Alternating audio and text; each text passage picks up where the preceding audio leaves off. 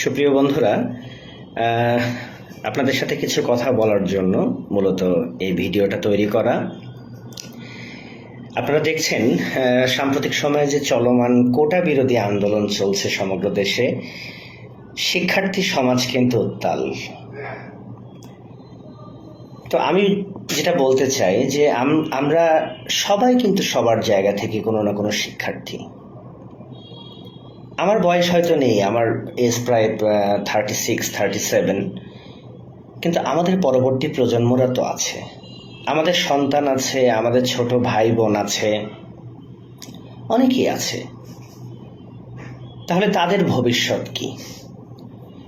তো আমি শুধু এতটুকু একটি কথা বলতে চাই, সুপ্রিয় শিক্ষার্থী বন্ধুরা, আমরা যারা ৭১ পূর্ববর্তী সময়ে অর্থাৎ 1947 সাল থেকে যখন আমরা পূর্ব পাকিস্তান ছিলাম,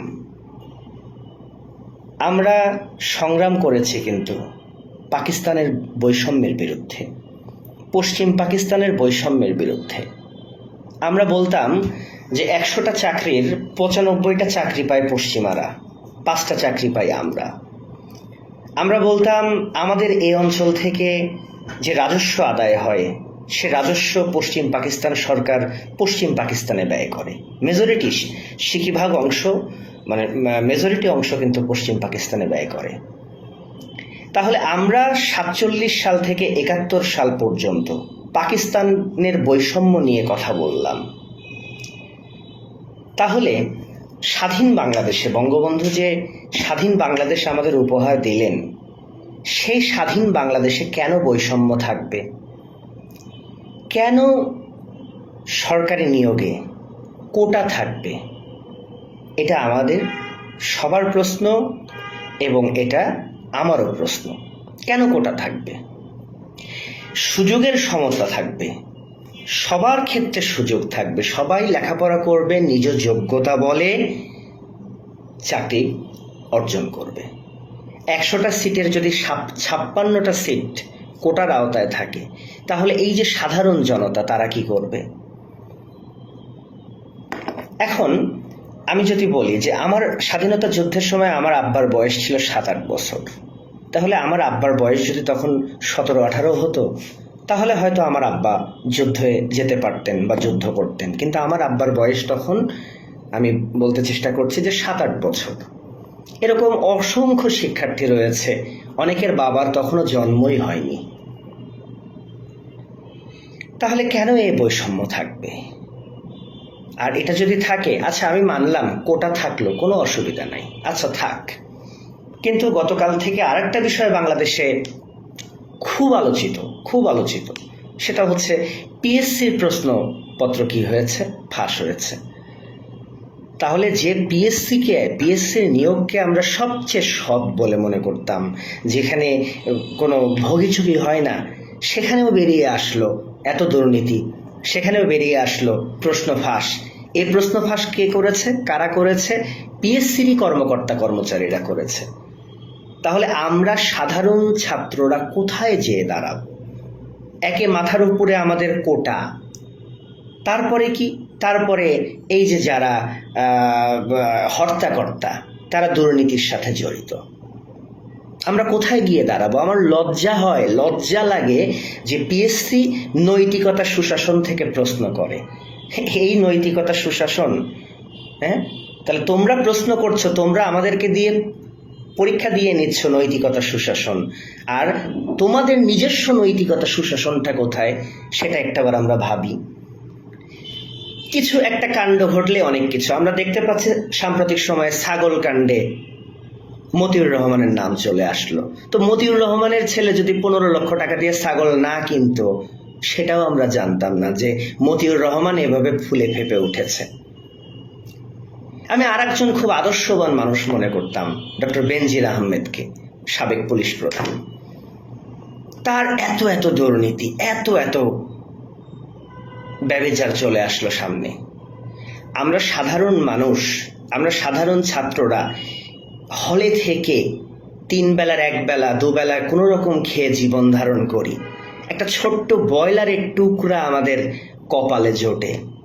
আমরা সবাই কিন্তু নিম্ন মধ্যবিত্ত পরিবারের সন্তান, সবাই কষ্ট করা সন্তান। আমরা কেউ কিন্তু ওই যে বেড অফ রোজ বলে না, আমরা কিন্তু ফুলের বিছানা থেকে উঠে আসিনি। তা আমি একটা কথাই বলবো যে মাননীয় প্রধানমন্ত্রী, আপনি অত্যন্ত বিচক্ষণ, আপনি অবশ্যই এই বিষয়গুলো ভেবে দেখেন। একটু সাধারণ মানুষের, সাধারণ ছাত্রদের দিকে একটু তাকান। কত কষ্ট করে, কত পরিশ্রম করে, খেয়ে না খেয়ে থেকে তারা পড়াশোনা করছে। স্বপ্ন কি? একটা চাকরি। আপনারা জানেন কত মানুষ আছে তার জমি বিক্রি করে তার সন্তানকে শহরে রেখেছে, পড়াচ্ছে, যে সন্তান লেখাপড়া শেষ করবে, একটা ভালো চাকরি পাবে। তাহলে এই স্বপ্ন দেখাটা কি ভুল? এই স্বপ্ন দেখাটা কখনোই তো ভুল না, কোনো অবস্থাতে না। তাই আমি কথা শুরু যেটা দিয়ে করেছিলাম যে আমরা পাকিস্তানের বৈষম্য নিয়ে কথা বলেছি 23 থেকে 24 বছর, যার দরুন আমরা স্বাধীন বাংলাদেশ পেয়েছি বঙ্গবন্ধুর হাত ধরে। আর আজকে সেই স্বাধীন বাংলাদেশে কেন বৈষম্য থাকবে? কেন কোটা? আমি বলছি না যে কোটা একদম নির্মূল হয়ে যাক, থাকুক, কিন্তু সেটা খুবই সহনীয় মাত্রায়। এবং সবচেয়ে বড় কথা, দুর্নীতি। রাষ্ট্রের প্রশাসন যন্ত্র রয়েছে, রাষ্ট্রের গোয়েন্দা সংস্থা রয়েছে, তারা থাকবার পরেও এত বড় বড় দুর্নীতি হচ্ছে, এত বড় কিছু হচ্ছে, এটা সরকার জানেই না। আমি বলবো এটা কিন্তু সরকারের একটা ব্যর্থতা। এই ব্যর্থতার দায়ভার সরকারকেই নিতে হবে। সুতরাং মাননীয় প্রধানমন্ত্রী, আপনি আমাদের সাধারণ জনতার, সাধারণ ছাত্রদের দিকে একটু তাকান, একটু আমাদের কথা একটু মাথায় নেন। আমাদের যে কষ্ট, এই কষ্টকে এবং আমাদের এই শ্রমকে আপনি অবশ্যই মূল্যায়ন করবেন বলে আমি বিশ্বাস করি। এবং একটি কথাই আমি বলতে চাই, আমি আজকে অনেক আক্ষেপ নিয়ে, অনেক কষ্ট নিয়ে বলেছি যে এই কোটা থাকলে আমি নিজে সুইসাইড করব।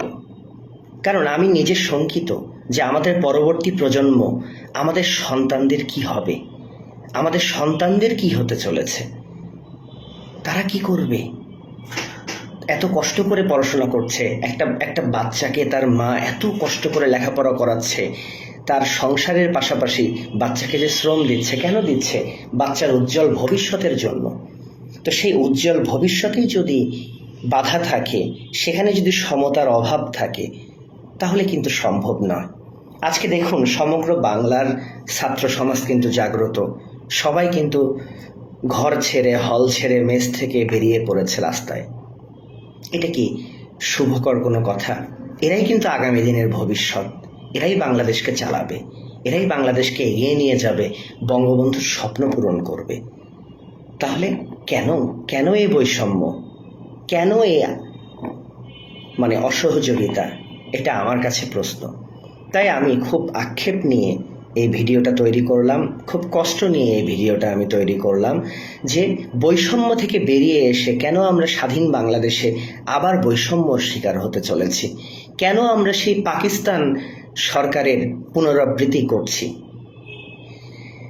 একটা কথা আমি বলি, আমার অসংখ্য ভিডিও রয়েছে, যে ভিডিওতে মহান মুক্তিযোদ্ধাদেরকে নিয়ে কথা বলা রয়েছে, অসংখ্য ভিডিও রয়েছে যেখানে আওয়ামী লীগ সরকারকে নিয়ে, আওয়ামী লীগ সরকারের অনেক গুণগান কিন্তু আমি করেছি, আওয়ামী লীগ সরকারের যে ভালো দিকগুলো সেগুলো কিন্তু আমি সবসময় আমার ছাত্রদের মাঝে তুলে ধরেছি। তো মাননীয় প্রধানমন্ত্রী, আপনি এমন একটা দৃষ্টান্ত স্থাপন করেন যে বাংলার প্রতিটি মানুষ আপনাকে যেন আমৃত্যু মনে রাখে এবং বাংলার প্রতিটি মানুষের হৃদয়ে যেন আপনি স্থান করে নিতে পারেন। এটাই আমি চাই। আপনি অবশ্যই মাতা, আমাদের প্রধানমন্ত্রী, আমাদের দেশের কর্ণধার নাবিক, আপনি অবশ্যই এই বিষয়গুলো বিবেচনা করবেন এবং সাধারণ জনগণের, সাধারণ ছাত্রদের দাবিগুলো মেনে নেবেন। তাহলে আমরা যারা আছি, আমি তো বলেছি আমি নিজে ছাত্র নই, আমার অনেক আগে সরকারি চাকরির বয়স শেষ হয়েছে, কিন্তু তারপরেও আমি উদ্বিগ্ন কেন? কারণ আমার ভবিষ্যৎ প্রজন্মের জন্য। আমার সন্তানরা কি করবে? আমার সন্তানরা কি এত কষ্ট করে, তারাও কোটার সম্মুখীন হবে? তারাও কি দুর্নীতির সম্মুখীন হবে? আপনি দয়া করে বিবেচনা করবেন। ভালো থাকবেন সবাই আমার এই ভিডিওটি দেখার জন্য। খোদা হাফেজ।